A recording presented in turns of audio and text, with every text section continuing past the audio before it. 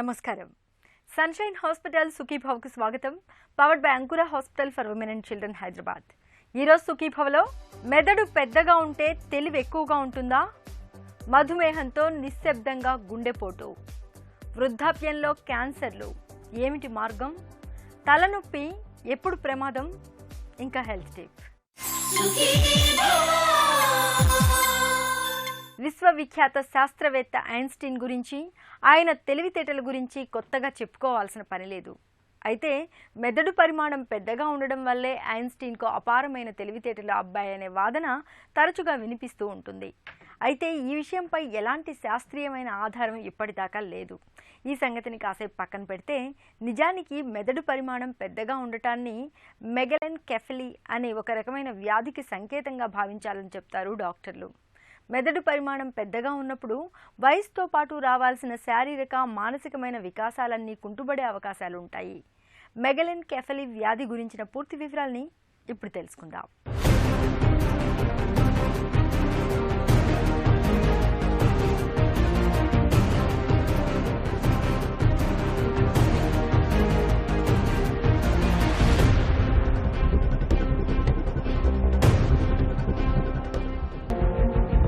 మెదడు పెద్దగా ఉంటే తెలివి ఎక్కువగా ఉంటుందనే అభిప్రాయం సాధారణ ప్రజల్లో వినిపిస్తుంటుంది.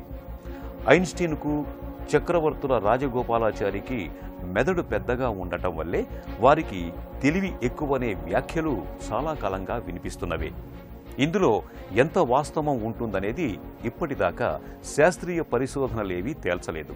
అయితే కొన్ని సందర్భాల్లో మాత్రం ఎవరిలోనైనా మెదడు పెద్దగా ఉంటే అది మెగలెన్కెఫలీ అనే ఒక రకమైన న్యూరో సమస్య కూడా కావచ్చు. నిజానికి మెదడు బరువు 1.5 కిలోల కంటే కొంచెం తక్కువ ఉంటుంది. కొందరిలో మాత్రం అరుదుగా 1.5 కిలోల కంటే ఎక్కువగా ఉంటుంది. ఇలా మెదడు సైజు పెద్దగా ఉండటాన్ని మెగలెన్కెఫలీ అంటుంటారు. మెగలెన్కెఫలీ సమస్య ఉన్నవారిలో తెలివితేటలు ఎక్కువగా ఉంటాయని మాత్రం ఇప్పటిదాకా రుజువు కాలేదు సరికదా. వీరిలో కూర్చోవటం, నడక, మాటలు, కదలికలు, జ్ఞాపక శక్తి, కంటి చూపు తదితర విషయాలన్నీ కూడా పెరిగే వయసుకు అనుగుణంగా కాకుండా కొంచెం ఆలస్యంగానే వస్తాయని కూడా డాక్టర్లు చెప్తారు. మెగలెన్కెఫలీ, మెగా అంటే పెద్దగా, ఎన్సెఫలీ అనగా మెదడు సైజు, అంటే నార్మల్గా ఉండే మెదడు సైజు కంటే పెద్దది అని. మనం దైనందిన జీవితంలో కూడా ఏమనుకుంటామంటే, బ్రెయిన్ పెద్దగా ఉంటే వాడు తెలివైనోడని, బ్రెయిన్ పెద్దగా ఉంటే హోషియారని కొన్ని మాటలు వింటూ ఉంటాం. ఇక్కడ మెగలెన్కెఫలీ ఉన్న వాళ్ళందరూ కూడా తెలివైన వాళ్ళు కానే కాదు. మెగలెన్కెఫలీ కొన్ని ఇబ్బందులతో కూడుకున్న అంశం కూడా. చాలా తక్కువ దానికి వైద్యం ఉండే వివరం కూడా. 1300-1400 గ్రాములు ఉండాల్సిన మెదడు 1600 గ్రాములు అయిందనుకోండి, అది నార్మల్ అయితే కాదుగా. దానివల్ల మెదడు సైజు పెద్దగా ఉంటుంది. అప్పటికి తల్లిదండ్రులు సంతోషపడి ఉత్సాహపడినా కూడా చూసేవాళ్ళు కూడా ఉత్సాహపడి పెద్దగా ఉంది మెదడు అంటే ఎవరు ఐన్స్టీన్ అనో, చక్రవర్తి రాజగోపాలాచారి గారని, ఇలాంటి కొన్ని స్టోరీలు, వదంతులు మనం వింటూ ఉంటాం. ఇప్పుడు ఈ 1400-1500 గ్రాముల మెదడు అయిన తర్వాత అప్పుడు ఏమవుతుందనంటే, మొదటి నుంచి పెరుగుదల నుంచి కూడా ఈ పిల్లలు ఇబ్బంది ఎదుర్కొంటూ ఉంటారు. ఏంటి ఇబ్బంది?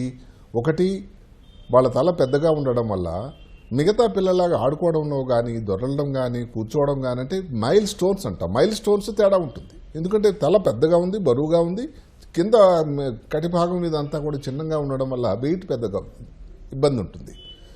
అదే కాకుండా కొంతమంది అదృష్ట జాతకులు, ఒక 10% మంది మాత్రం నిజంగా పెద్ద తలగా ఉండడం వల్ల, మెదడు పెద్దగా ఉండడం వల్ల తెలియని వాళ్ళు కూడా ఉన్నారు.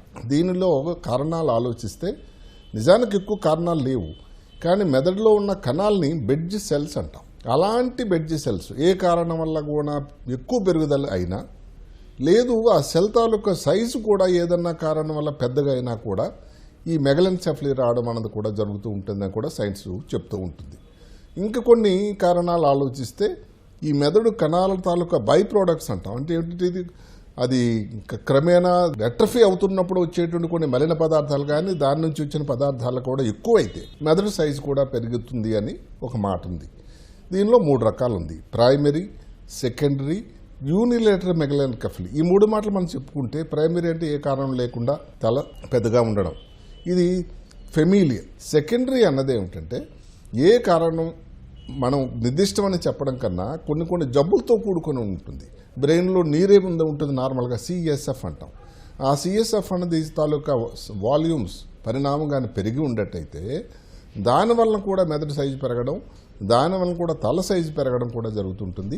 అలాగే కొన్ని జబ్బులు ఉన్నాయి, ఏది జన్యుపరంగా వచ్చేటువంటి జబ్బులు, ట్యూబరస్ స్క్లిరోసిస్ అని, న్యూరోఫైబ్రమటోసిస్ అని, డౌన్ సిండ్రోమ్ అని, క్లెనిఫెల్టర్ సిండ్రోమ్ అని, ఇలా కొన్ని వ్యాధులు ఉన్నాయి. ఈ వ్యాధులు ఉన్న వాళ్ళలో కూడా ఈ మెదడు సైజు పెరగడం అన్నది జరుగుతూ ఉంటుంది. ఈ మెగలిన్ కెఫెలీ సమస్య రావటానికి ఇదమిత్తంగా కారణాలంటూ ఇప్పటిదాకా కనిపెట్టలేదు. అయితే మెదడు కణాలు మామూలుగా ఉండే కంటే ఎక్కువగా ఉన్నా లేదా సైజు పెద్దగా ఉన్నా మెదడు పెద్దగా ఉండే అవకాశం ఉందని డాక్టర్లు చెబుతారు. అలాగే కొన్ని కుటుంబాల్లో వారసత్వంగా మెదడు పెద్దగా ఉండటం అనేది కూడా జరగచ్చు. ఇంకొందరిలో మెదడులో సెరెబ్రోస్పైనల్ ఫ్లూయిడ్ అనే ద్రవం ఉంటుంది. ఈ ద్రవం గనక ఎక్కువగా ఉన్నా కూడా మెదడు సైజు పెద్దగా ఉండే అవకాశం ఉంది. అలాగే కొన్ని రకాల నాడీ సంబంధ వ్యాధుల్లో ముఖ్యంగా జన్యుపరంగా వచ్చే Down's syndrome, tuberous sclerosis, neurofibromatosis, Klinefelter syndrome అనే వ్యాధుల్లో కూడా మెదడు పెరిగే అవకాశం ఉంటుంది. సిటీ స్కాన్, ఎంఆర్ఐ స్కాన్ లాంటి పరీక్షల్లో మెదడు సైజును గుర్తించి కారణాలు తెలిస్తే దాని ప్రకారం చికిత్స అందించే అవకాశం ఉంటుంది. దీనికి పరీక్షల కోసం వచ్చినట్టయితే సిటీ స్కాను, ఎంఆర్ఐ పరీక్షలు ఉన్నాయి. ఈ రెండు పరీక్షల్లో కూడా మెదడు సైజు ఎంతగా ఉంది, మెదడు ఎంత పెద్దగా పరిణామం డెవలప్ అయింది, నీరు అన్నది ఉందా లేదా, దానికి ఏం చేయాలని వివరాలు మనకి తెలుస్తూ ఉంటాయి. మెగలెన్కెఫలీ అంటే పెద్ద మెదడు, దానికి వైద్యం కోసం వచ్చినట్టయితే నిజానికి ఈ వైద్యం చేస్తే ఇది నార్మల్ అవుతాడనేటువంటి లేదు. ఇప్పుడు ఫిట్స్ వచ్చాయనుకోండి, ఫిట్స్ కోసం వైద్యం చేయటము, మెమరీ తక్కువ ఉన్నట్టయితే ఈ మధ్య కాలంలో కొన్ని మందులు వచ్చున్నాయి, సిటికోలిన్ అని, లేకపోతే సెరిబ్రో ప్రోటీన్స్ అని, ఇలాంటి కొన్ని మందులు వచ్చున్నాయి. దాని తాలూకా వాడకం వల్ల కొంత ఉపయోగం అవుతుందేమో అని అనుకోవాలి. మెదడులో కానీ నీరు కానీ చేరినట్టయితే దానివల్ల కూడా తల పెద్దగా వచ్చును అనుకున్నాం. దానికోసం షంటు తాలూకా ఆపరేషన్ కానీ, లేకపోతే ఇంకా నీరు వేరే తీసేటువంటి ఆలోచన కానీ, ఎండోస్కోపిక్ డీకంప్రెషన్ అని కానీ చేయటం వల్ల కూడా కొంత ఉపయోగకరం ఉంటుంది. కానీ దానివల్ల పర్సంటేజ్ కూడా తక్కువే సుమండి, 5% అంతే. అది కాకుండా మిగతా ఏదో జన్యు సంబంధించిన వ్యాధులు ఉండే వాళ్ళకి మనం ఏం చేసినా కూడా పెద్ద ఉపయోగకరం అయితే ఉండదు. ఆ వ్యక్తి ఇంకా అలాగే నార్మల్ లైఫ్ స్పాన్ కూడా అలాగే ఉంటుంది. వాళ్ళకి ఏదో కాంప్లికేషన్లు వచ్చి, వాళ్ళకి ఏదో ఇబ్బంది వచ్చి, ఏదో తొందరగా వాళ్ళకి లైఫ్ స్పాన్ తక్కువైపోవడానికి ఆస్కారం లేదు. కాబట్టి ఆ టైం అంతా కూడా వాళ్ళు అలాగే జీవిస్తూ ఉంటారు. అయితే ఇలాంటి వ్యక్తులు పుట్టిన పిల్లలు ఉన్నప్పుడు వాళ్ళకి తర్వాత మ్యారేజ్ కానీ ఇలాంటి విషయాల్లో కౌన్సిలింగ్ అన్నది చాలా అవసరం. ఈ మెగలెన్కెఫలీ ఉన్న వాళ్ళ మళ్ళీ మ్యారేజ్ అప్పుడు పుట్టబోయే పిల్లలకు కూడా వచ్చే అవకాశం కొంత శాతం అయితే ఉంది. ఇది సైన్స్ నిర్దిష్టంగా చెప్తూ ఉంటుంది. చాలా తక్కువ మందిలో మాత్రమే మెదడు పెద్దగా ఉంటే తెలివితేటలు బాగుంటాయి. అంతేగాని ప్రధానంగా మెగలెన్కెఫలీ సమస్య ఉన్న వారిలో మాత్రం వయసుతో పాటే అభివృద్ధి చెందాల్సిన శారీరక, మానసిక వికాసాలన్నీ కూడా ఆలస్యంగా రావటం లేదా కుంటుపడటం అన్నది జరిగే అవకాశం ఉంటుంది.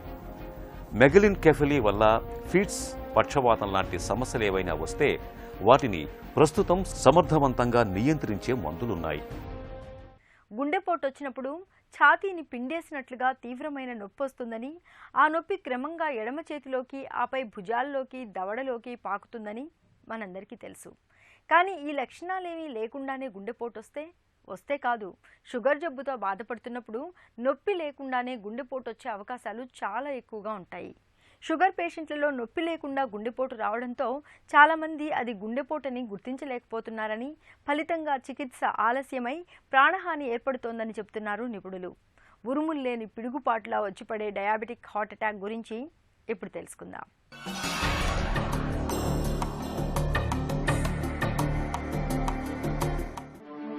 సాధారణ ఆరోగ్యవంతులతో పోలిస్తే మధుమేహులకు గుండెపోటు ముప్పు, గుండె జబ్బుల తాకిడి 2 రెట్లు ఎక్కువగా ఉంటోందన్నది చేదు వాస్తవం. షుగర్ బాధితులకు మాత్రమే ఎదురయ్యే ఈ విపత్కర పరిస్థితిని ముందుగానే పసిగట్టడానికి వీలుగా తరచూ షుగర్ పరీక్షలు చేయించుకుంటూ షుగర్ని అదుపులో ఉంచుకోవాలి. ఇందుకు డాక్టర్లు ABC అనే సూత్రాన్ని చెబుతారు. ఏ అంటే A1C. తరచూ A1C పరీక్షను చేయించుకుంటూ ఉండడం ద్వారా రక్తంలో చక్కెర నిల్వల తీరుతెన్నుల్ని తెలుసుకోవచ్చు. అలాగే B అంటే బ్లడ్ ప్రెషర్. ఎప్పటికప్పుడు రక్తపోటును పరిశీలించుకుంటూ బీపీ పెరగకుండా చూసుకోవాలి. మూడోది సి అంటే కొలెస్ట్రాల్. లిపిడ్ ప్రొఫైల్ పరీక్ష సాయంతో తరచూ రక్తంలో కొలెస్ట్రాల్ నిల్వలు ఎంతున్నాయనే విషయాన్ని తెలుసుకుంటూ ఉండాలి. మధుమేహులు ఇంట్లో ఎప్పుడూ యాస్ప్రిన్, సార్బిట్రేట్ లాంటి ప్రాణరక్షణ మందుల్ని అందుబాటులో ఉంచుకోవాలి. షుగర్ దాడి నుంచి ప్రాణాధారమైన మన గుండెను కాపాడుకునేందుకు ఆహారపు అలవాట్లలో తగిన జాగ్రత్తలు తీసుకోవాలి. కాయగూరలు, ఆకుకూరలు, పీచు పదార్థాలు ఎక్కువగా ఉండేలా చూసుకోవాలి. కొవ్వుల్ని, నూనెల్ని, పిండి పదార్థాల్ని బాగా తగ్గించాలి. పండ్లలో చక్కెరుంటుందని చాలామంది మానేస్తుంటారు. నిజానికి అరటి, సపోటా, మామిడి, డ్రై ఫ్రూట్స్ మినహా మిగతా పండ్లను మధుమేహులు నిరభ్యంతరంగా తినొచ్చు. నడుము చుట్టుకొలత పెరుగుతోంది అంటే గుండెకు సమస్యల తాకిడి పెరుగుతున్నట్లే. కాబట్టి బరువును అదుపులో ఉంచుకోవాలి. నిత్యం వ్యాయామం చేయడాన్ని ఒక అలవాటుగా మార్చుకోవాలి. కొలెస్ట్రాల్ శాతం ఎక్కువగా ఉందని తెలిసినప్పుడు స్టాటిన్ మందుల్ని మొదలుపెట్టాలి. షుగర్ దాడి నుంచి గుండెను మనం కాపాడుకుంటే అది మనల్ని కాపాడుతుంది. ఇది అక్షరాల నిజం. ఒకప్పుడు వృద్ధాప్యం అంటే మనవలు, మనవరాళ్లతో హాయిగా కాలక్షేపం చేసే వయసుగా చెప్పుకునేవాళ్ళం. కానీ ఇవాళ వృద్ధాప్యాన్ని వ్యాధులతో సహజీవనంగా చెప్పుకోవాల్సి వస్తోంది. 50 ఏళ్లు దాటేసరికల్లా చాలామందికి కీళ్ల నొప్పులు, హై బీపీ, షుగర్ వంటి సమస్యలు మొదలైపోతున్నాయి.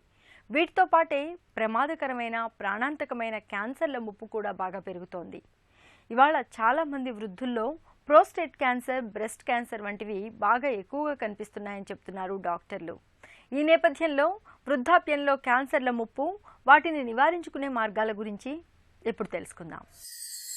వృద్ధుల్లో ప్రతి సంవత్సరం ఈ వయసు పెరిగిన వాళ్ళు పెరిగిన కొద్దీ మనకి క్యాన్సర్స్ అనేవి ఎక్కువగా వస్తాయి. దీన్ని అదే అంటారు, ఇది cancer is a disease of old age అని. అంటే వృద్ధాప్యంలో వచ్చే జబ్బుల్లో క్యాన్సర్ ఒకటి. ఇప్పుడు మనం పాశ్చాత్య దేశాలను తీసుకుంటే ఈ హార్ట్ ప్రాబ్లం కంటే వృద్ధుల్లో క్యాన్సర్ ప్రాబ్లమే ఎక్కువ వచ్చే అవకాశం ఉందని యునైటెడ్ స్టేట్స్లోను, అమెరికాలోను వాటిలోను గణాంకాలు చెప్తున్నాయి. అంటే ఈ వృద్ధుల్లో ఈ కార్డియక్ ప్రాబ్లంతో పాటు క్యాన్సర్ కూడా ఒక మేజర్ ప్రాబ్లం అవుతుంది. దీనివల్ల మనం ఏం చేయాలి? వీళ్ళందరినీ ఏం చేయాలంటే వాళ్ళకి ఇంకొక మేజర్ ఏంటంటే social support, economical support, financial support, ఆర్థికంగాను సామాజికంగాను. వీళ్ళు వృద్ధుల్లో అప్పటికి పాపం దాచుకున్న డబ్బంతా అయిపోతుంది. పిల్లలు కనుక సాయం చేస్తే కానీ చేయించుకోలేని స్థితిలో ఉంటారు.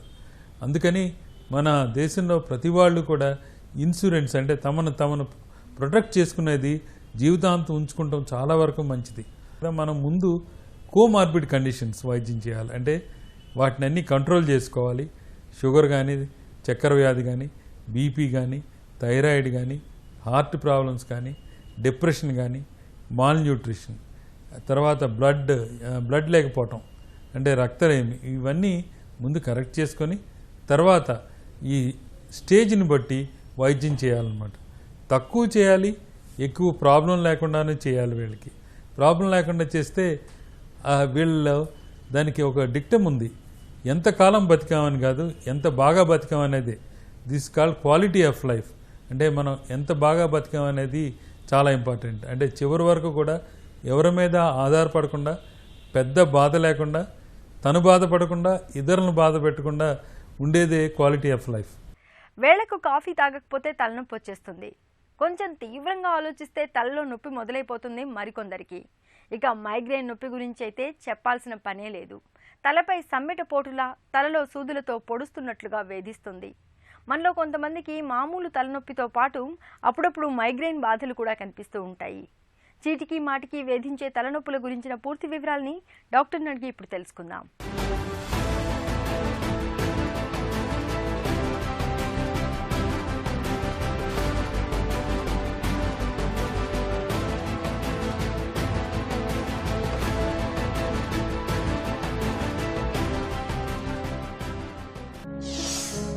తలనొప్పి ఎందుకొస్తుంది?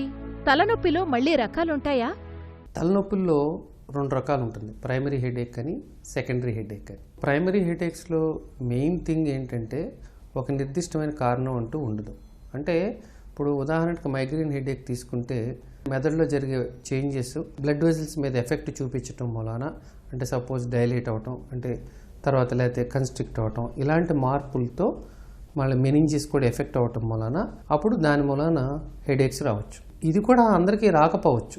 అంటే వాళ్ళకి జెనెటిక్ ఫ్యాక్టర్స్ లేకపోతే ఎన్విరాన్మెంటల్ ఫ్యాక్టర్స్, అంటే మనం ఉండే పరిసరాల ఫ్యాక్టర్స్, ఇవి కలిపి ఇన్ఫ్లుయెన్స్ చేయటం మూలాన వాళ్ళకి జెనెటికల్గా వచ్చే అవకాశం ఉండే వాళ్ళకి మిగతా ఫ్యాక్టర్స్ మూలాన వీళ్ళకి ఆ హెడేక్ బయటపడుతుంది.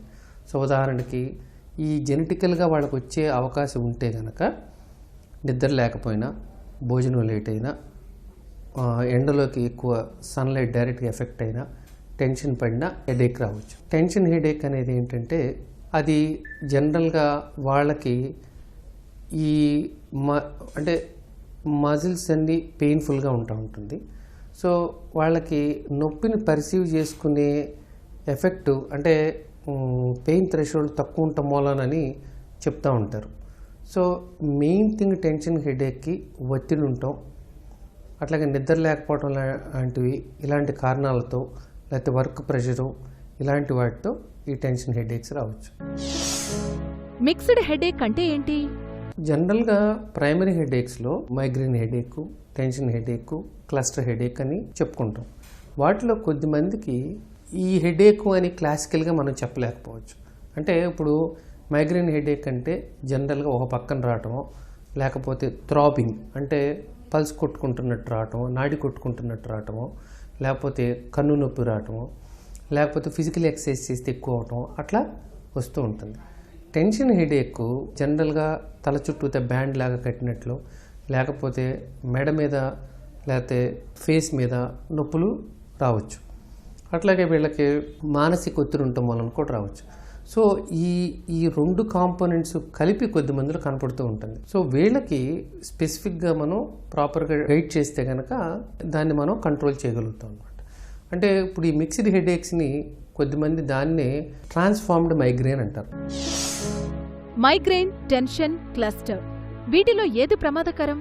ప్రైమరీ హెడేక్స్లో ముఖ్యంగా మనం మైగ్రేన్ అయినా, టెన్షన్ హెడేక్ అయినా, క్లస్టర్ హెడేక్ అయినా డెఫినెట్గా దాన్ని మనం టైంకి అటెండ్ అయితే కనుక తొందరగా తగ్గించుకోవచ్చు, క్రానిక్ అవ్వకుండా.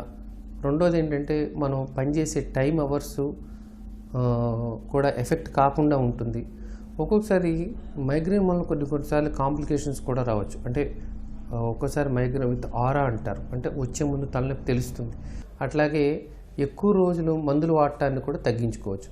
ఎందుకంటే పెయిన్ కిల్లర్స్ ఎక్కువ వాడితే కనుక ఆ ప్రభావం మిగతా దాని మీద ఉంటుంది. కాబట్టి వీటిని తగ్గించుకుంటాం మూలాన, అంటే పెయిన్ కిల్లర్స్ని, మానసిక ఒత్తిడిని, ఇవన్నీ తగ్గించుకోవచ్చు. అట్లాగే టెన్షన్ హెడేక్ మూలాన ఏంటి, ఒత్తిడిలో ఉన్నట్లు. ఈ ఒత్తిడి ఉండటం మూలాన ఏముంటుందంటే బ్లడ్ ప్రెషర్ అవి కూడా పెరగవచ్చు, మిగతా వాటి మీద కూడా ప్రభావం చూపిస్తూ ఉంటుంది అన్నమాట. సో క్లస్టర్ హెడేక్తో కూడా అలాగే. సో ఎక్కువ రావటం మూలాన సో వీళ్ళకి టైం చాలా దెబ్బతింటుంది, వర్కింగ్ అవర్స్ దెబ్బతింటుంది. అట్లాగే మూడ్స్ కూడా డిస్టర్బెన్సెస్ ఉండటం వలన ఇంటర్పర్సనల్ రిలేషన్స్, ఒకళ్ళ వ్యక్తి మానసిక సంబంధాల మీద కూడా ప్రభావం చూపించవచ్చు. సో అందుకని ఈ జస్ట్ సింపుల్ హెడేకే కదా అని చెప్పి దీన్ని నెగ్లెక్ట్ చేసుకోకుండా ఉంటే కనుక ముఖ్యంగా ఒత్తిడి తగ్గించుకుంటే మన పర్ఫార్మెన్స్ పెంచుకోవచ్చు. అట్లాగే మందుల యొక్క ఎనాలిసిక్స్, ముఖ్యంగా పెయిన్ కిల్లర్స్ యొక్క క్వాంటిటీని కూడా తగ్గించుకోవచ్చు. తలనొప్పికి చికిత్స ఎలా ఉంటుంది? జనరల్గా ఈ ప్రైమరీ హెడేక్స్ 5 సంవత్సరాల నుంచి 50 సంవత్సరాల మధ్యలో ఉంటుంది. కాబట్టి అంతకంటే చిన్న వయసు కానీ, అంటే 5 సంవత్సరాల కింద కానీ, 50 సంవత్సరాల పైన వాళ్ళలో కానీ కొత్తగా వచ్చే తలనొప్పి అయితే మాత్రం వీళ్ళకి కొద్దిగా ఇన్వెస్టిగేట్ చేయించుకోవాలి. ముఖ్యంగా ప్రైమరీ హెడేక్స్లో పలానా హెడేకు అని చెప్పి మనం హిస్టరీలో డయాగ్నోస్ చేసిన తర్వాత సహజంగా మనం పెయిన్ కిల్లర్స్, అంటే పారాసిటమాల్నో, బ్రూఫెన్నోనో, నాప్రాక్సినో ఇలాంటి పెయిన్ కిల్లర్స్ ఉంటుంది. దాంతోపాటు ట్రిప్టాన్స్ అని కూడా మందులు ఉంటుందన్నమాట. సో ఈ మెడిసిన్స్ ఎక్యూట్ అటాక్ వచ్చినప్పుడు ఆ మెడిసిన్స్ డాక్టర్ని కలిసినప్పుడు ఏ మెడిసిన్తో పనిచేస్తుందో హిస్టరీలో తెలుసుకొని దానికి తగ్గ మెడిసిన్స్ రాయొచ్చు ఒకటి. అలాగే తరచూ హెడేక్ వచ్చి ఉదాహరణకి ఒక నెలకి 4-5 రోజులు రావటం, తర్వాత వచ్చినప్పుడు డేస్ పోవటం, ఇలాంటివి ఉంటే కనుక వీళ్ళకి హెడేక్ రాకుండా చేసే మెడికేషన్స్ ఉంటుంది. ఉదాహరణకి ఎమిట్రిప్టిన్ అని, బీటా బ్లాకర్స్ అని, కొన్ని ఫిట్స్కి వాడే మందులు ఉంటుంది, సోడియం వాల్పరేటు, టోపిరమేటు, ఇలాంటి మెడికేషన్స్ కూడా వాడచ్చు. ఒక్కోసారి చాలా ఎక్కువగా సీరియస్గా హెడేక్ వస్తే కనుక, మిగతా కారణాలు ఏమీ కనపడకపోతే కనుక ఒక్కోసారి స్టీరాయిడ్స్ కూడా టెంపరీగా ఇవ్వాల్సి రావచ్చు అనమాట. అంతేకాకుండా లైఫ్ స్టైల్ మోడిఫికేషన్ చాలా అవసరం. అంటే బ్రైట్ లైట్ ఇంకా ఎక్కువసేపు చూసినా, ఏసీ బ్లోయర్స్ డైరెక్ట్గా పడినా కూడా కొద్దిమందికి అది తట్టుకోలేక తలనొప్పి వస్తుంది. సో దానికి తగ్గ లైఫ్ స్టైల్ మోడిఫికేషన్ అంటే ఉదాహరణకి ఏసీ డైరెక్ట్గా పడకుండా చూసుకోవడం, లేకపోతే బయటికి వెళ్ళినప్పుడు టెంపరేచర్ ఎక్కువగా ఉన్నప్పుడు దానికి సరిపడా ప్రొటెక్షన్ లైక్ గాగుల్స్ లాంటివి పెట్టుకోవడం, యోగా చేయటం, వ్యాయామం చేసుకుంటే కనుక తలనొప్పి వచ్చే అవకాశాలు తగ్గుతుంది. ఈరోజు కార్యక్రమాన్ని ముగించే ముందు సన్షైన్ హాస్పిటల్ సమర్పించే ఒక చిన్న చిట్కా మీకోసం. బహిష్ట నొప్పితో బాధపడుతున్నప్పుడు అర చెంచాడు వసపొడిని కలిపిన గోరువెచ్చటి వేడి నీళ్లను రోజుకు 2 సార్లు తాగండి. బహిష్ట నొప్పి నుంచి మంచి ఉపశమనం దొరుకుతుంది. సుఖీభవ కార్యక్రమానికి సంబంధించి మీ విలువైన సూచనలు, సలహాల్ని వెంటనే మాకు రాయండి. మా చిరునామా Sukhibhava, ETV, Ramoji film city, Hyderabad 501-512 లేదా sukhibhava@etv.co.in ఈమెయిల్ చేయండి. మీ ఆరోగ్య సంజీవిని సుఖీభవ కార్యక్రమాన్ని ఇప్పుడు యూట్యూబ్ ఆన్లైన్లో www.youtube.com/etv news లింక్ ద్వారా కూడా వీక్షించండి.